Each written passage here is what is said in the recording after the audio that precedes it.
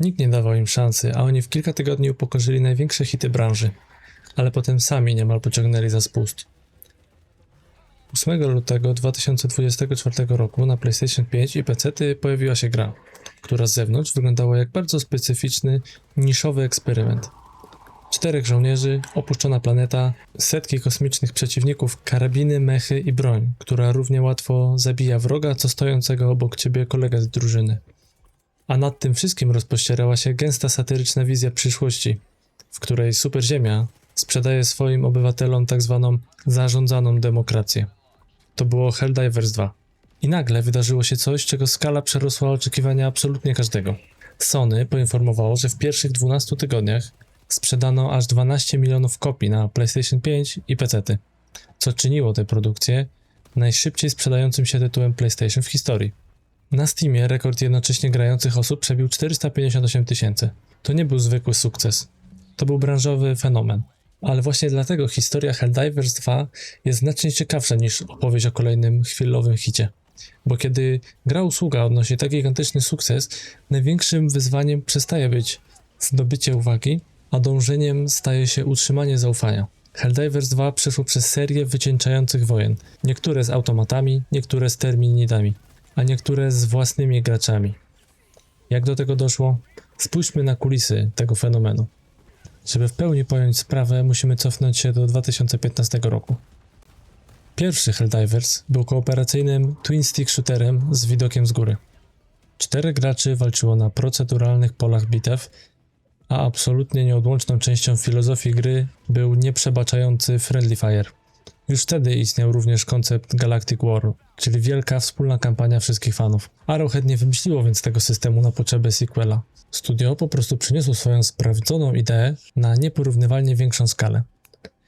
Przestawienie kamery za plecy bohatera zmusiło twórców do redefinicji chaosu. Jak przyznał Johna Pilstead, ówczesny szef studia, największym wyzwaniem było zachowanie tamtej unikalnej dynamiki i konieczności współpracy w nowej, trójwymiarowej perspektywie. I to się bezapelacyjnie udało. Gra nie starała się być realistycznym symulatorem wojskowym w klasycznym wydaniu. Była idealnie zbalansowaną mieszanką kina akcji, science fiction, czarnego humoru i mięsistego horde shootera. Mogłeś przez 3 minuty układać taktyczny plan, a potem przypadkiem zabić całą drużynę jednym nieprzemyślanym nalotem Eagle Strike'a. Ta absolutna nieprzewidywalność stała się głównym źródłem jej uroku. Największą siłą Helldivers 2 nie była wcale liczba dostępnych karabinów, lecz sposób, w jaki gra zmuszała ludzi do ciągłej interakcji. Weźmy chociaż kultowy system stratagemów. Nie wybierasz potężnych umiejętności z wygodnego menu kołowego. W samym środku piekła musisz ręcznie wystukiwać kombinacje lewo, prawo, góra, dół.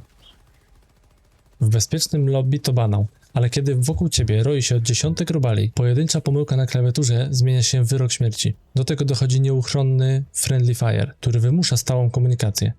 Co ciekawe, w ten sposób tworzy się coś, czego żaden scenarzysta, każdy z nas pamięta moment, w którym znajomy rzucił zaopatrzenie na strefę ewakuacji, albo gdy ostatni żyjący gracz rzutem na taśmę wezwał posiłki pod odstrzałem. Generowało tę emocję systemowo, a nie przez reżyserowane przerywniki filmowe. Jednak sama pętla strzelania to za mało, by utrzymać setki tysięcy ludzi na dłużej. Potrzebna była większa stawka. I tu do gry wkracza galaktyczna wojna. System, w którym cała społeczność wspólnie wyzwala lub broni konkretne planety, realizując tak zwane Major Orders.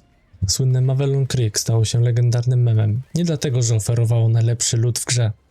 Stało się symbolem, bo tysiące graczy ramię w ramię przeżywało tam wycieńczające porażki w walce z robotami. A wy też nabyliście? Czy dołączyliście do wojny później? Potem przyszły kolejne kinowe wydarzenia, jak choćby spektakularna destrukcja planety Meridia, która po zniszczeniu superkolonii robali zapadła się,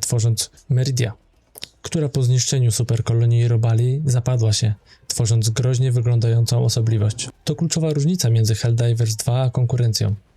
W klasycznej grze usłudze po prostu czekać na nowy sezon i przepustkę bojową. Tutaj brałeś udział w dynamicznej kampanii wojennej, gdzie działania graczy realnie kształtowały mapę galaktyki. Tyle, że taki koncept wymaga absolutnego zaufania na linii gracza-deweloper.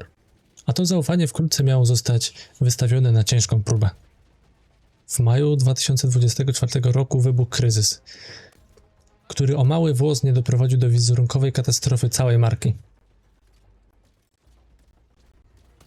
Wydawca, koncern Sony, postanowił nagle egzekwować obowiązek łączenia konta Steam z usługą PlayStation Network na PC.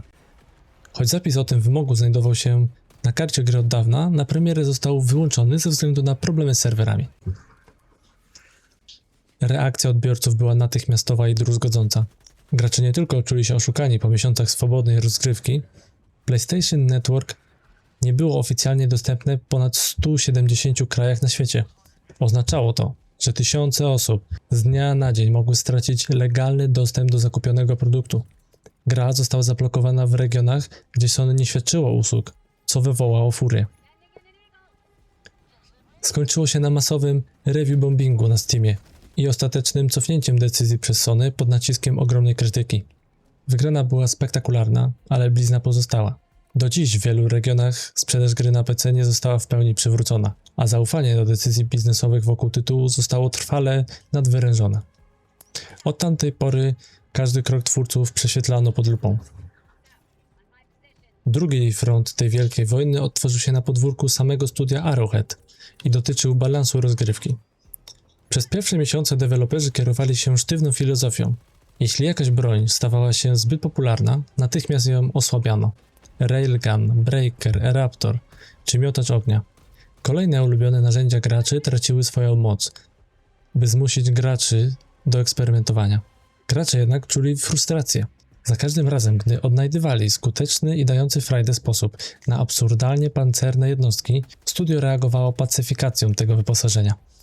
Czara goryczy przelała się w sierpniu 2024 roku wraz z aktualizacją Escalation and Freedom. Oceny na Steamie znów spadły drastycznie. Wtedy nastąpił jednak przełom. Johna Pilstead oddał fotel prezesa nowemu CEO, a sam zajął się bezpośrednio reżyserią gry i słuchaniem głosów społeczności fanowskiej. Arrowhead uderzyło się w pierś i ogłosiło słynny plan naprawczy 60 dni.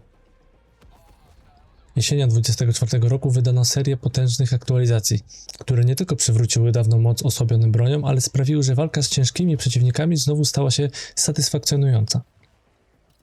To była lekcja pokory, która uratowała te relacje. Jak zatem wygląda Helldivers 2 teraz, kiedy opadł już kurz po wielkich reformach? Tytuł utrzymał stabilną, wierną bazę kilkudziesięciu tysięcy graczy na samym Steamie. A przy dużych aktualizacjach liczby te potrafią skoczyć blisko 180 tysięcy, jednocześnie walczących na wszystkich platformach żołnierzy. Sytuację dodatkowo napędza trafienie gry do katalogu PlayStation Plus, co stale przyciąga na front świeżą krew. Równolegle deweloperzy wprowadzili gruntowną przebudowę systemu progresji, podnosząc maksymalny poziom doświadczenia ze 150 do 300. Co kluczowe dla weteranów, punkty expa zdobywane przez miesiące gry na dawnym limicie były rejestrowane w tle. Po zalogowaniu się po aktualizacji, gra automatycznie przeliczy zgromadzone doświadczenie, natychmiast przyznając zaległe awanse i tytuły. W samej wojnie galaktycznej narracja skręca w stronę czystego horroru. Po domknięciu systemu TCS Plus i zabezpieczeniu bariery robali, uwaga dowództwa przenosi się na fioletowe wiry i nieznaną otchłań. Do walki wkraczają przerażające jednostki oświeconych, jak potężny Crusher czy Wretch, a zwiastuny sugerują bezpośrednie starcie z kultystami. Do tego dochodzą małe, ale wyczekiwane zmiany jakości życia. Wspierające nas na polu bitwy siły zbrojne superziemi, czy darmowe mechy, które można odnaleźć bezpośrednio w bunkrach na mapach. Helldivers 2 udowadnia, że nie jest już tylko chwilowym hitem, lecz dojrzałą, dynamicznie rozwijającą się usługą z unikalnym charakterem. Czy to oznacza, że Helldivers 2 jest projektem nieudanym? Absolutnie nie. To wciąż jedna z najbardziej wyjątkowych gier nastawionych na kooperację, jakie powstały w ostatnich latach. Jej największą zaletą pozostaje niepodważalna tożsamość. Nie jesteś tu niezwyciężonym superbohaterem. Jesteś po prostu mięsem armatnim w wielkim, chaotycznym konflikcie. Możesz zginąć w ułamku sekundy. Możesz popełnić głupi błąd lub wysadzić kumpla w powietrze. Ale właśnie ten unikalny balans sprawia, że po każdej porażce znów masz ochotę wejść do lobby i spróbować jeszcze raz. A jak wy widzicie przyszłość w Helldivers 2? Czy Arrowhead powinno uparcie trzymać się swojej wizji, czy może bezwzględnie słuchać każdego głosu fanów? Teoria to jednak za mało, by przetrwać w tym piekle. Więc jeśli chcecie zobaczyć, jak ta cała zarządzana demokracja wygląda w praktyce, przejdźcie do mojego zapisu z frontu. Tam dowiecie się, czy moje taktyki faktycznie działają pod największą presją.